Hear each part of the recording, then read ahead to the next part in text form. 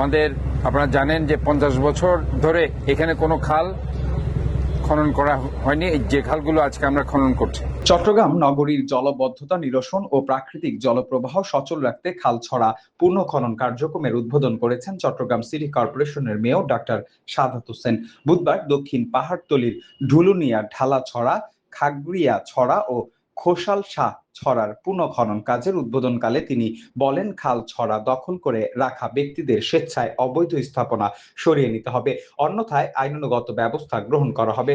Mayor জানান, নগরীর 40টি খালের উন্নয়ন পরিকল্পনা নেওয়া হয়েছে। খালগুলোর নাব্যতা বৃদ্ধি, অবৈধ দখল উচ্ছেদ এবং জলবদ্ধতা নিরসনে ধারাবাহিকভাবে কাজ করা হবে। তিনি পরিচ্ছন্ন, পরিবেশ বান্ধব ও জলবদ্ধতামূলক চট্টগ্রাম গড়ে তুলতে নগরবাসীর সহযোগিতা কামনা করেন। আমাদের আপনারা জানেন যে 50 বছর ধরে এখানে কোনো খাল খনন করা হয়নি। যে খালগুলো আজকে আমরা খনন করছি, আমরা সংস্কার করছি।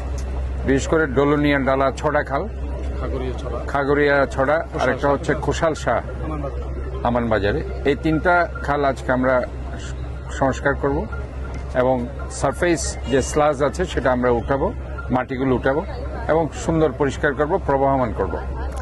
আমাদের আজকের রাষ্ট্রনায়ক তারেক রহমানের নির্দেশে যিনি আজকে বলেছেন যে খাল খনন কর্মসূচি, যেটা শহীদ প্রেসিডেন্ট জিয়াউর রহমানের একটি কনসেপ্ট ছিল, গ্রামে গঞ্জে আপনার কৃষি নির্ভর বাংলাদেশ এবং কৃষিকে যাতে আমরা আমাদের জিডিপিতে অন্তর্ভুক্ত করতে পারি, ইকোনমিক্যালি বাংলাদেশকে আমরা যাতে একটা সমৃদ্ধশালী রাষ্ট্র পরিণত করতে পারি, এই লক্ষ্যকে সামনে রেখে সে সময় খাল খনন করা হয়েছিল গ্রামে গ্রামে এবং উনি মাইলের পর মাইল হেঁটেছেন। ঠিক একই কনসেপ্ট নিয়ে আজকে গ্রামেও আমরা খাল খনন করছি, আজকে শহরেও করছি।